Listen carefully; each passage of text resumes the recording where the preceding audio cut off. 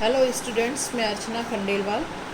पिछला जो वीडियो हमने बनाया था वो उसमें हमने हनी बी के लाइफ साइकिल के बारे में पढ़ा था। आज हम हनी बी के जो रख रखाव की विधियाँ हैं, मेथड्स ऑफ की बी कीपिंग पढ़ेंगे। इसके अलावा हम हनी बी और वैक्स जो इसके प्रोडक्ट्स हैं उनके बारे में आज हम पढ़ेंगे। तो आज मैं आप लोगों को बता रही हूँ कि मधुमक्खी पालन के लिए मक्खियों का चुनाव कैसे करते हैं। सिलेक्शन ऑफ हनी बी, किस तरह की मधुमक्खी होनी चाहिए जब हमें एपायरी करनी हो या एपीकल्चर करना हो।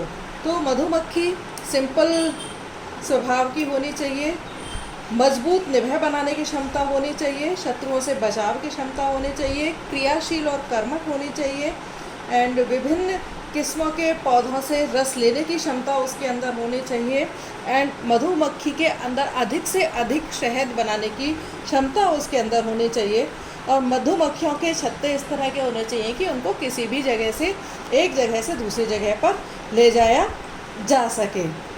इनकी क्रॉस रेसेस भी बनाए जाने की तैयारी की जा रही है। सबसे अच्छा मधु हनी जो हमें मिलता है सबसे ज़्यादा मात्रा में वो एपिस इंडिका के द्वारा प्राप्त होता है, क्योंकि ये स्वभाव से पालतू होती हैं और घरेलू होती हैं। इनको आराम से पाले जाना आसान होता है। Now methods of bee keeping. Bee keeping के लिए दो मेथड्स काम में लिए जाते हैं, एक तो इंडिजिनस मेथड और दूसरा मॉडर्न मेथड। इंडिजिनस मेथड में जो हाइव हैं वो दो प्रकार के हाइव या छत्ते काम में लिए जाते हैं। एक तो भित्ति या दीवार के वॉल और फिक्स्ड हाइव और दूसरे मूवेबल हाइव या सचल छत्ते। वॉल और फिक्स्ड हाइव ये पूरी तरह से नेचुरल हाइव्स होते हैं जो कि मधुमक्खियों के द्वारा बनाए जाते हैं। इसमें केवल एक तरफ छिद्र होता है और इनको कहीं ले जाया नहीं जा सकता। जबकि जो दूसरा है भित्ति या वॉल सचल मूवेबल हाइव्स जो हैं वो लकड़ी के लट्ठे, खाली बक्से, मिट्टी के बर्तन आदि जो कि घरों में हम बरामदे में आसानी से रख सकते हैं, उनके अंदर ये छत्ते बनाए जाते हैं। इनमें दो छिद्र पाए जाते हैं, जिनमें से एक मधुमक्खी के जाने के लिए और दूसरा मधुमक्खी के आने के लिए होता है। स्वार्मिंग के बाद में जब मधुमक्खियाँ वापस आती हैं तो वो इन छत्तों में वापस आ सकती हैं। तो दो तरीके के हाइव्स होते हैं, एक तो मूवेबल हाइव और दूसरा फिक्स्ड हाइव। दूसरा एक्सट्रैक्शन ऑफ हनी बी, किस तरह से इन वाले इंडिजिनस मेथड में एक्सट्रैक्शन करते हैं। एक्सट्रैक्शन करने के लिए या तो हाइव को निचोड़ा जा सकता है या फिर उसके पास में आग लगाई जाती है, जिससे कि मधुमक्खियाँ जो हैं वो भाग जाती हैं, या फिर वहाँ पर फ्यूमिगेशन जो है वो किया जाता है जिससे कि मधुमक्खियाँ वहाँ से चली जाएं। और इसके बाद शहद से भरा छत्ता वहाँ से हटा करके उसके टुकड़े टुकड़े करके उन्हें निचोड़ करके मधु प्राप्त कर लिया जाता है। कभी कभी धुआं करके भी हनीज़ को भगाया जाता है और फिर शहद प्राप्त किया जाता है। तो मुख्य बात क्या है कि हनी बीज़ को भगाने के बाद में इनके हाइव को टुकड़े टुकड़े करना पड़ता है और फिर उसको निचोड़ना पड़ता है, जिससे कि वो हाइव ख़त्म हो जाता है। तो ड्रॉबैक्स ऑफ इंडिजिनस मेथड्स, क्या कमियां हैं इंडिजिनस मेथड की कि जिससे हमें मॉडर्न मेथड अपनाने पड़े। इंडिजिनस मेथड या देशी विधियों में कई सारी कमियां हैं, जैसे कि जो मधु हमें प्राप्त होता है, जो शहद प्राप्त होता है, वो निचोड़ते समय इसमें जो इनके पॉलन चैम्बर्स इनके जो ब्रूट चैम्बर्स होते हैं, पॉलन सेल्स जो होती हैं एंड हनी सेल्स जो होती हैं और जो डिम्भक होते हैं या लार्वा जो होते हैं, उनको भी निचोड़ देना पड़ता है। तो इस वजह से जो हनी मिलता है वो शुद्ध नहीं होता है। जो मधुमक्खियाँ इसमें बच जाती हैं वो काफ़ी कम मात्रा में होती हैं और डिम्भकों के या लार्वा के मर जाने से कॉलोनी काफ़ी कमज़ोर हो जाती है। नई मधुमक्खियों के द्वारा वापस से हाइव बनाने में काफ़ी समय खर्च होता है और एनर्जी भी खर्च होती है। इस तरह के हाइव में मधुमक्खियों की जो एक्टिविटीज़ हैं, जो क्रियाएं हैं, उनको हम कंट्रोल नहीं कर सकते। दूसरा, उसी स्थान पर छत्ता दोबारा बनाना आसान नहीं होता है। एक बार मधुमक्खियाँ चले जाने के बाद में उस जगह पर वापस नहीं आता है, बनता है तो संयोग की बात होती है। और हनी चुराने वाले हनी बीज के एनिमीज जैसे चूहे, चींटी, ततैये और बंदर भी छत्तों को प्रभावित करते हैं, उनके नुकसान पहुंचाते हैं। इसमें हम किसी भी जो प्रोग्रेसिव किस्म है या उन्नत किस्म के कार्यक्रमों को हम इसके लिए लागू नहीं कर सकते, क्योंकि ये नेचुरल तरीके से अपने आप ही तैयार होती हैं और हम इसमें सर्वोत्तम या बेस्ट क्वालिटी की हनी भी नहीं सेलेक्ट कर सकते। एंड एनवायरमेंटल फैक्टर्स जो हैं वो उनके भी खतरे हनी बीज के ऊपर होते हैं। एबायोटिक फैक्टर और बायोटिक फैक्टर्स जो हैं वो भी इसको परेशान अफेक्ट करते हैं और उनसे भी हम मधुमक्खियों को बचा नहीं सकते। मीन्स एबायोटिक और बायोटिक फैक्टर्स को भी हम कंट्रोल नहीं कर सकते, तो मधुमक्खियों को नुकसान पहुंचाते हैं। और दूसरा जो मेथड है इंडिजिनस मेथड। इंडिजिनस मेथड को हम आधुनिक तरीके से बने हुए हाइव को भी कह सकते हैं। आधुनिक तरीके से बना हुआ हाइव इसके अंदर होता है। एंड इसके लिए जब से ये मॉडर्न मेथड काम में आया है तो लोगों को बेरोज़गार मिल गया है और भारत में ये एक तरह से कुटीर उद्योग की तरह से काम कर रहा है। तो जो मॉडर्न मेथड में हाइव बनाया जाता है वो दो नामों से हमें बनाया जाता है। एक तो न्यूटन मेथड और दूसरा है लॉन्गस्ट्रॉथ द्वारा बनाया जाने वाला लॉन्गस्ट्रॉथ मेथड। जो न्यूटन मॉडल है वो साउथ में, ईस्ट में और मिड जो इंडिया है वहाँ पर काम में लिया जाता है, जिसके कि भ्रूण चैम्बर में 7 से 10 फ्रेम होते हैं जो कि 21 × 14.5 सेंटीमीटर साइज़ के होते हैं और जिसमें एक शैलो सुपर चैम्बर भी पाया जाता है। हिमाचल प्रदेश, जम्मू और कश्मीर और पंजाब में ISI मार्क छत्ते मिलते हैं, जिनको यहाँ पर जम्मू, कश्मीर और हिमाचल प्रदेश में लॉन्गस्ट्रॉथ मॉडल काम में लिया जाता है, जिसके अंदर 10 फ्रेम होते हैं जो कि 44.8 × 23 सेंटीमीटर साइज़ का लॉन्गस्ट्रॉथ मॉडल होता है। इन सब से की साइज़ में वेरिएशन की वजह से सरकार ने ISI mark Indian standard institute के द्वारा 2 तरह के छत्ते बनाए हैं। एक तो छोटे फ्रेम वाले छत्ते और दूसरे बड़े फ्रेम वाले छत्ते। छोटे फ्रेम में 21 × 14.5 सेंटीमीटर और बड़े जो छत्ते हैं हाई बनते हैं वो 31 × 20.4 सेंटीमीटर के छत्ते विकसित किए गए हैं। तो ISI मार्क हाइव भी मार्केट में उपलब्ध होते हैं जो हम अपनी ज़रूरतों के अकॉर्डिंग काम में ले सकते हैं। नाउ एपरेटस क्या क्या चाहिए, अप्लायंसेस फॉर मॉडर्न मेथड। तो सबसे पहले हमें इसके लिए एक टिपिकल मूवेबल हाइव जो है वो इसके लिए हमें चाहिए होता है।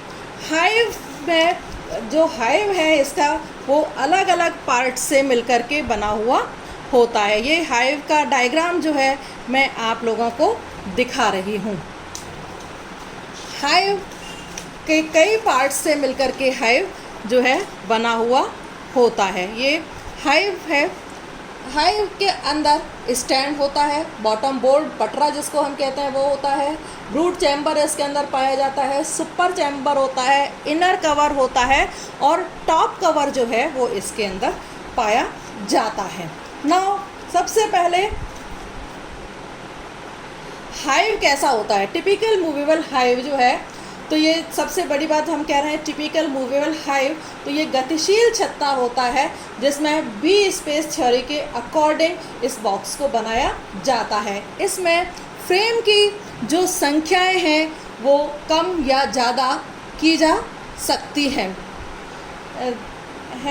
और इसमें जो ख़ास बात होती है कि प्रवेश द्वार जो है इतना छोटा बनाया जाता है कि इसमें से निकल कर के वर्कर्स और ड्रोन्स तो बाहर जा सकते हैं, लेकिन मधुमक्खी इसमें से बाहर नहीं निकल पाती यदि एक बार अंदर चली जाती है। जिंक का बना ये हाइव जिसके छिद्र केवल 0.375 सेंटीमीटर के बने हुए होते हैं, जबकि जो क्वीन हनी बी होती है उनका एब्डोमेन साइज़ 0.43 से लेकर के 0.45 सेंटीमीटर तक होता है। तो इस वजह से जो हनी बी है एक बार इसके अंदर एंटर करने के बाद में वो बाहर नहीं निकल पाती है। तो यूजुअली एक मूवेबल हाइव के अंदर 6 भाग होते हैं। सबसे पहला स्टैंड जो कि बेस ज़मीन पर रखा जाता है। इसके ऊपर छत्ता बनाया जाता है। स्टैंड को थोड़ा सा ढलान देते हुए बनाया जाता है जिससे कि इसके ऊपर से पानी तुरंत बह सके। दूसरा, बॉटम बोर्ड, यह स्टैंड के ऊपर रखा जाता है और छत्ते का सही आधार बनाता है। इसमें आगे की तरफ 2 गेट या द्वार होते हैं जिनमें से एक द्वार प्रवेश करने के लिए होता है और दूसरा द्वार बाहर निकलने के लिए इनके अंदर पाया जाता है। इन गेट्स पर हमेशा बी गार्ड्स जो हैं, वर्कर बी गार्ड्स वहाँ पर प्रेजेंट रहती हैं जो कि इसमें आने जाने की देखभाल, चौकीदारी करती हैं। ब्रूड चैम्बर, बॉटम बोर्ड के ऊपर ब्रूड चैम्बर बना हुआ होता है जो कि इस किसी भी हाइव का एक इम्पॉर्टेंट पार्ट होता है जिसमें 5 से 10 फ्रेम लगे हुए होते हैं। ये फ्रेम जो हैं पतले तारों से सधी मोम से बनी एक चादर या शीट खड़ी अवस्था में रहते हैं। मीन्स ये हेक्सागोनली फ्रेम्स अरेंज रहते हैं ब्रूड चैम्बर के अंदर। और साथ में ये इनके जो लोहे की जाली है वो हेक्सागोनल शेप में पाई जाती है जिसके आधार पर मधुमक्खियाँ अपना छत्ता बनाना शुरू करती हैं। इसको कॉम्ब फाउंडेशन या पोला फाउंडेशन भी कहते हैं क्योंकि ये कंघी की तरह से दिखाई देती है। तो जो छत्ता है मधुमक्खी को दोनों ओर छत्ता बनाने के लिए, क्योंकि कॉम्ब फाउंडेशन है तो यहाँ मधुमक्खी अपने दोनों तरफ हेक्सागोनल जाली के दोनों तरफ ही अपने छत्ते बना सकती है। ब्रूड चैम्बर के बीच में थोड़ी जगह छोड़ी जाती है जिसको कि गलियारा या वरांडा कहते हैं, जहाँ से मधुमक्खी आसानी से गुजर सकती है। कॉम्ब फाउंडेशन से सुदृढ़ श्रमिक भ्रूणकोष जो छत्ते बनाने में सहायता मिलती है और इन बने हुए हाइव्स को बार बार काम में लिया जा सकता है। ब्रूड चैम्बर के ऊपर एक और चैम्बर होता है जिसे कि सुपर चैम्बर कहते हैं। ये चैम्बर केवल छत्ते का साइज़ बढ़ाने के हिसाब से होता है जिसमें कि हम और फ्रेम्स जो हैं वो इसके अंदर लगा सकते हैं। मीन्स ज़्यादा मात्रा में शहद तैयार करने के लिए और वैक्स के लिए हम सुपर चैम्बर का इस्तेमाल कर सकते हैं। इनर कवर होता है, ये लकड़ी का एक टुकड़ा होता है जो कि हाइव को ढकने के काम में आता है। इसमें कुछ छिद्र बने हुए होते हैं, पोर्स बने हुए होते हैं जो कि इनके हवा के लिए काम में आते हैं। टॉप कवर होता है, टॉप कवर बरसात से हाइव को बचाने के लिए काम में लाया जाता है।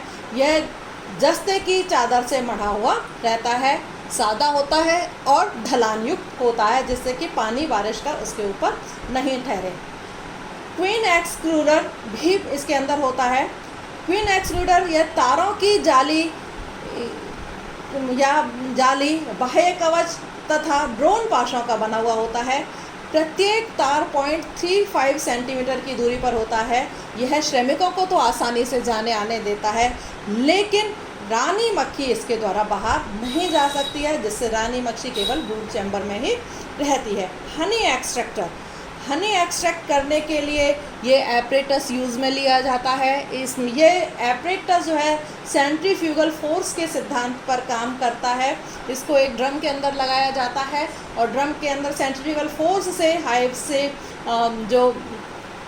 के जो फ्रेम्स हैं उनसे शहद इकट्ठा कर लिया जाता है और नल के द्वारा उसको फिर बाहर निकाल लिया जाता है। तो सेंट्रीफ्यूगल फोर्स के सिद्धांत पर काम करने वाला ये हनी एक्सट्रैक्टर होता है जिससे कि हाइव को किसी भी तरह का नुकसान नहीं पहुंचता है। अनकैपिंग नाइफ, जब सभी छत्ते मधु से या हनी से भर दिए जाते हैं तो हनी बी के द्वारा वैक्स के द्वारा इनको बंद कर दिया जाता है या टोपी से ये ढक दिए जाते हैं। अतः ऐसे ढके हुए छत्तों को मधु एक्सट्रैक्शन करने के लिए पहले नाइफ के द्वारा इनकी टोपी को या मोम की टोपी को पहले पिघलाया जाता है। इसके अलावा अन्य एपरेटस की भी ज़रूरत होती है।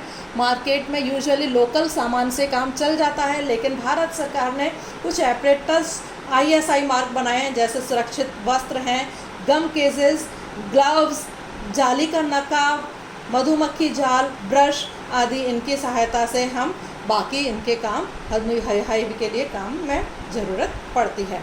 नाउ फ़ायदा क्या है इस मॉडर्न मेथड का। इसके कई सारे फ़ायदे हैं, जैसे कि मधुमक्खियों की क्रियाओं के ऊपर निगाह रखी जा सकती है, मधुमक्खियों के लिए चीनी, चाशनी और पराग आदि उपलब्ध करा करके एक शक्तिशाली निभय का विकास किया जा सकता है। और सपोज़ एनवायरमेंटल कंडीशन अनफेवरेबल है, पौधों की या फूलों की या पानी की कमी है, तो उनके लिए पानी रख दिया जाता है और चाशनी या उसकी कमी को पूरी करने के लिए चीनी या चाशनी 2:1 के रेशो में वहाँ पर रख दी जाती है, उपलब्ध कराई जाती है छत्ते के ऊपर ही। दूसरे, इसमें स्वार्मिंग को रोका जा सकता है, एक ही छत्ते को बार बार यूज़ में लिया जा सकता है, जिससे कि श्रमिक मधुमक्खियों के द्वारा छत्ते को बनाने में कम समय लगता है और मधु जब बनाने में ज़्यादा ध्यान देती हैं वो। इसके अलावा सुरक्षा की दृष्टि से भी हनी बीज़ को एक जगह से दूसरी जगह पर ले जाया जा सकता है, शत्रुओं से इनकी रक्षा की जा सकती है और अधिक मात्रा में शहद इनसे प्राप्त हो सकता है। ना मधुमक्खी पालन में मधुमक्खियों की क्या सावधानियां रखनी चाहिए। प्रिकॉशंस, छत्ते को 750 मीटर से अधिक दूरी या 750 मीटर से अधिक दूरी पर नहीं रखा जाना चाहिए, जहाँ से कि हनी बीज़ को नेक्टर्स और पॉलन्स कलेक्ट करने हों। पालने वाले को या एपायरी को लोगों को मधुमक्खी पालन के विषय में जानकारी होनी चाहिए। बक्सों को छायादार ठंडे स्थानों में रखना चाहिए, सड़क के पास होने चाहिए जिससे यातायात की सुविधाएं आसानी से मिल सकें। पानी का स्रोत होना चाहिए छत्ते के पास में, और फ्लोरा और फौना इकट्ठा करने के लिए पास में फ्लोरा और फौना होना चाहिए जहाँ पर कि मधुमक्खी के छत्ते रखे हुए हों। Now products of honey bee. Products बताया मैंने आपको दो हैं, एक तो हनी और दूसरा बी वैक्स। ये हनी जो है उच्च श्रेणी के न्यूट्रिएंट्स वाला इंसेक्ट प्रोडक्ट है, जो कि इसके अंदर 80% कार्बोहाइड्रेट इसके अंदर पाया जाता है, जो कि न्यूट्रिएंट के हिसाब से बहुत बढ़िया माना जाता है। नाउ प्रोडक्शन ऑफ हनी, किस तरह से बनता है हनी बी के द्वारा। ये अपन सोचते हैं कि पॉलन और नेक्टर के द्वारा बना हुआ हनी एक प्लांट प्रोडक्ट है, लेकिन नहीं, ये प्लांट प्रोडक्ट नहीं है, ये हनी बी के द्वारा बनाया गया प्रोडक्ट है। सबसे पहले हनी बी जो नेक्टर होता है, जो पॉलन्स होते हैं और जो ईख शर्करा होती है, उसका पहले हनी बी के द्वारा डाइजेशन किया जाता है। फिर इस प्रोडक्ट को सलाइवा में मिलाया जाता है। यहाँ पर कुछ एंजाइमेटिक रिएक्शंस होती हैं, जिससे कि कुछ केमिकल चेंजेस होते हैं, जिसकी वजह से जो इन्वर्ट सुक्रोज है या इन्वर्ट शुगर है या इन्वर्ट सुक्रोज है, वो डेक्स्ट्रोज और लेविलोज के अंदर चेंज हो जाती है। और इसी समय में मधुमक्खियों के द्वारा कुछ और एलिमेंट्स भी मिलाए जाते हैं, जिससे कि पानी की मात्रा कम हो सके। इस पूरे मिक्सचर को हनी बी अपने हनी सैक या क्रॉप के अंदर रखती है, और तब तक रखती है जब तक कि वो छत्ते पर नहीं पहुंच पाती। छत्ते पर पहुंचने पर वो उसको उगल देती है, शेल में भर देती है, और उसके बाद में जब उसमें, क्योंकि वो थोड़ा उसकी कंसंट्रेशन कम करने के लिए, पानी की कंसंट्रेशन कम करने के लिए हनी बी तो वर्कर फैनर्स जो होते हैं उसके ऊपर पंखा चलती हैं, जिससे उसके अंदर पानी की कमी होती है और हनी बी इस तरह से तैयार होता है। शहद काफ़ी मीठा होता है, 80% कार्बोहाइड्रेट इसमें पाया जाता है। शहद की गुणवत्ता उससे प्राप्त किए गए फूलों के आधार पर तय होती है, और उसका रंग, शहद का रंग प्राप्त किए गए फूलों के रंग के अकॉर्डिंग होता है। नाउ केमिकल कंपोजिशन, लेविलोज पाया जाता है, डेक्स्ट्रोज है, माल्टोज और अन्य शर्कराएं पाई जाती हैं, एंजाइम है, राख, एशेज है, जल है। तो ये सब इनके अंदर केमिकल कंपोजिशन में पाए जाते हैं।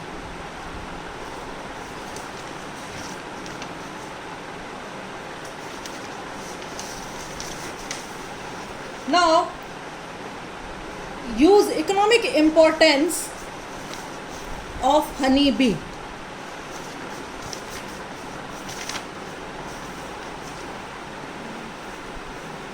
हनी बी की इकोनॉमिक इम्पॉर्टेंस सबको पता है कि ये एक तरह से फूड की तरह भी काम में आता है और सबसे ज़्यादा मेडिसिनल यूज़ भी इसका मनुष्य के लिए काफ़ी है।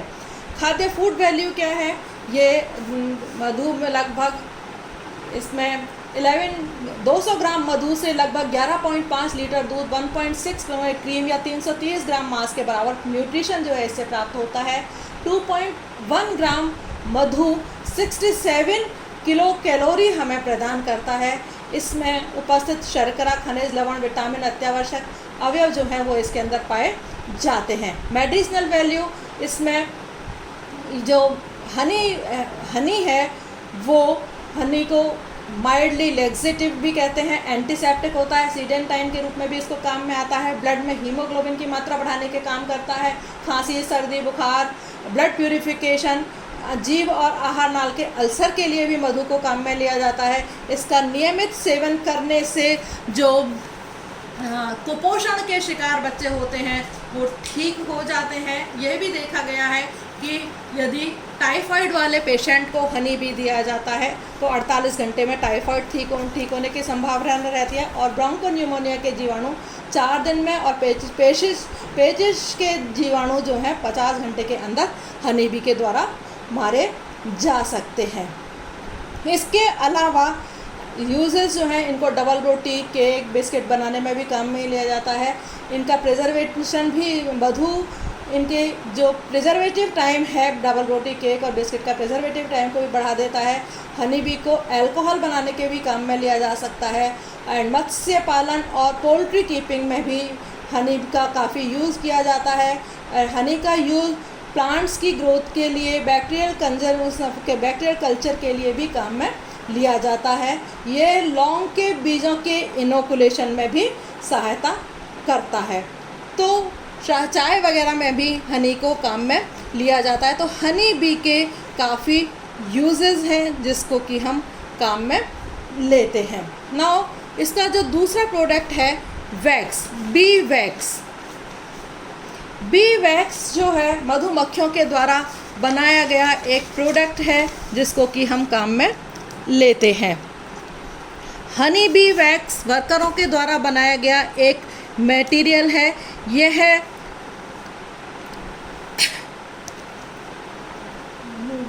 ग्रे रंग का होता है। बी वैक्स पानी में अघुलनशील होता है। साथ ही यह